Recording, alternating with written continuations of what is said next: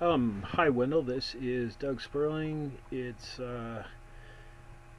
10/23, 2019, about 8:30 in the evening, and this is a quick little um, thing showing you some San Francisco and Washoe information. And the purpose of doing that is to be able to ask a very specific question. I'm sure you recognize this item. Um, so in order to see what could or be known about San Francisco and Washoe, what I did was I georeferenced part of that as well as I could, um, and then I went through a procedure of trial lines um, based on the information in that map, and after a lot of messing around, I ended up with a line um, that looks like this, and you can see what I got for agreement.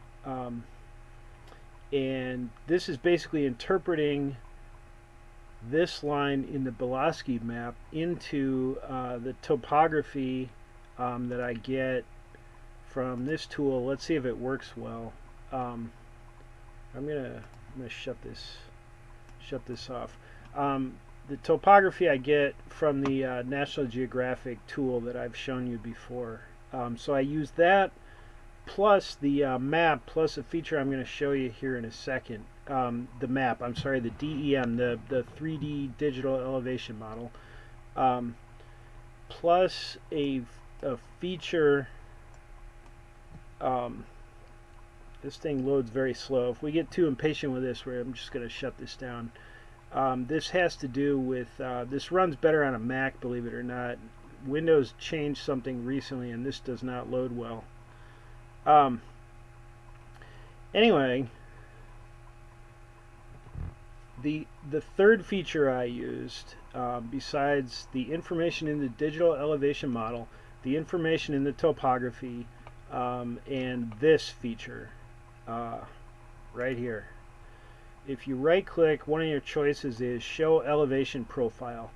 And one of the things you can do, there we go. One of the things you can do is this thing calculates as you go. So you'll see the profile change. I'm going to move this one vertex up here, and now you can see that I have I'm basically I broke the line. So we're going to cancel out of that. Anyway, what that yields, what this exercise has yielded after about 15 trial lines and in iterations, is this line has an average of about 78 feet per mile, starting at the SP station in Placerville and ending up at the summit. Um, and there's lots more to talk about. I think write it up is probably the best, most organized way to talk about some of the determinations and assumptions I made, um, and some of the ways this could be complicated a little. But one thing to say is that you see a little bump here. Whoops, sorry. Let's bring the elevation profile back and give this thing a second to calculate. There we go. And you see a little bump in this area. There is a lake there now, a dam and a small lake, and so they would have gone right through that, but the lake there now is in the digital elevation model, so it gives us this. Um, anyway, this is an interpretation of the line in that Belaski model by me into topography, real topography using these tools, and I get a very excellent result. Very buildable, and I was able to do this staying off some real areas of problem topography. I'll show you some above American River here.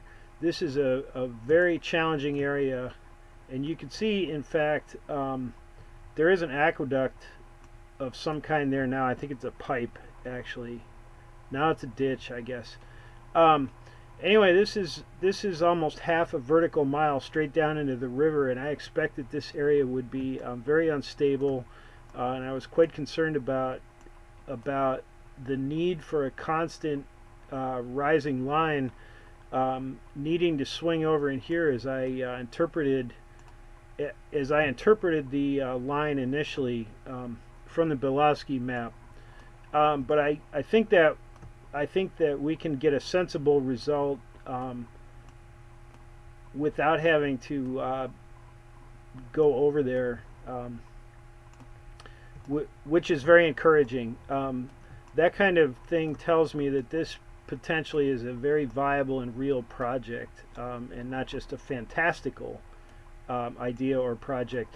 In here, they would have needed a bridge of about 200, a trestle of about 200 feet height, probably, and that was very doable in at the time.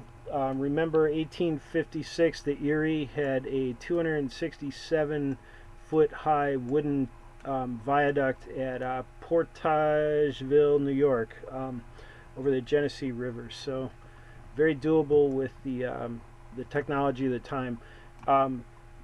In general, not challenging terrain. Near Strawberry, there's something to discuss here quickly. Of course, when you drive on US 50, you see this great big rock. They seem to possibly be showing us headed through that rock, and that's the best result I get. But a tunnel of about 1,000 feet or so, a tunnel of just about 1,000 feet would completely avoid this terrain right there, which is, very challenging, possible, but very expensive and challenging, and never-ending maintenance problem for a railroad.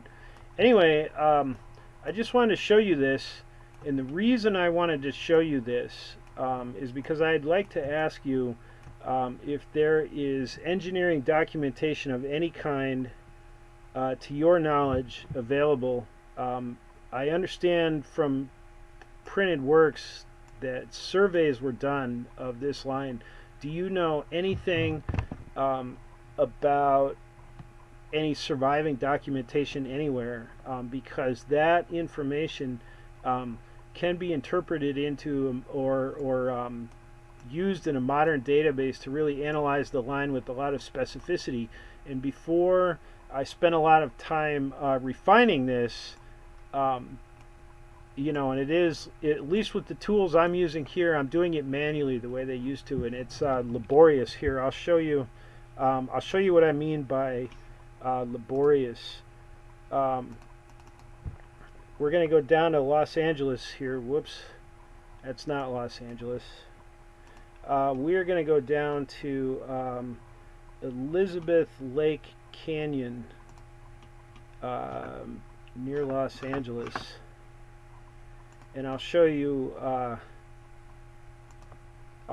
trial line underway. Here it is now underway, and let's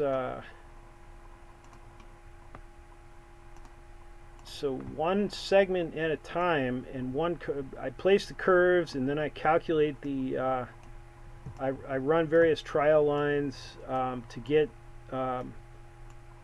sort of the limits of the grade I'm shooting for, the limits of what's possible at what expense, and then make a lot of calculations.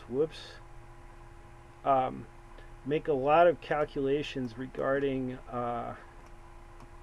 compensation for curvature, the beginning and end of every curve, and a lot of math, huge amount of math, all done and drawn by hand.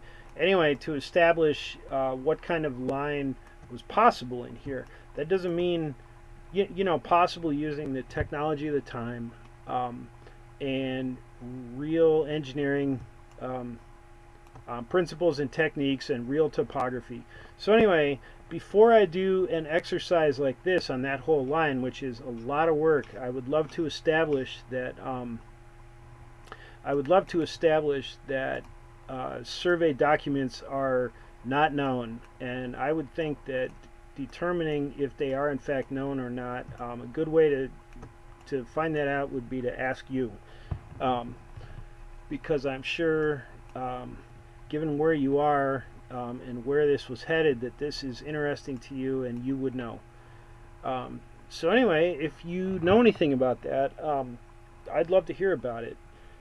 And let's see, the other thing that I want to say is, I think I've related to you that I am working with Don Strack in Salt Lake City, and Thornton Waite up in Pocatello, and a few other people on an Oregon short line history, and that that work, involves, well, the OSL was UP's vehicle for many surveys and activities across Nevada, and I think we've all seen a lot of those discussed in secondary sources of various kinds.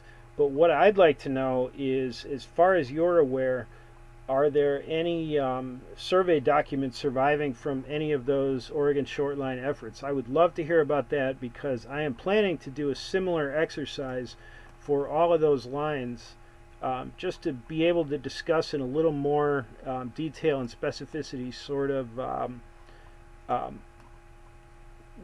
well, what some of the standards were and how realistic these ideas were, etc. Anyway, and Mark Hemphill in his Los Angeles and Salt Lake book, for example, states that the Oregon short line, well, the Salt Lake and Western plan across Nevada, was actually going to enter California south of Lake Tahoe, so potentially something like this line. And I think I've established, certainly to my satisfaction, that this potentially was a line of good quality, and reasonable buildability and operability and maintainability, so at realistic, reasonable cost. So if you know anything about any actual survey documentation, probably not. Probably maps are interesting, but almost notes are almost the most interesting. Surveyors' notebooks with curve and bearing and line information, is because that can be put in a database, and then can be dropped into the real or a model of the topography and analyzed. It can be analyzed in terms of its economics. And anyway, so that's my question. Do you know about any documentation for any of this stuff? Any of these surveys or proposals that we've all read about? And while we're at it, related ones that come to mind that are very interesting, that went across Nevada, that are very interesting to all of us, would be the California and Nevada. My suspicion is they did a reconnaissance but not instrument survey. I think that was 1884. California Central, about here, I think that was 1881. The United States Central Project, which I think used the California Central Survey. Anyway, if you have anything to say about documentation from those projects, I'd love to hear it, and I think that's the whole thing here. Thank you very much.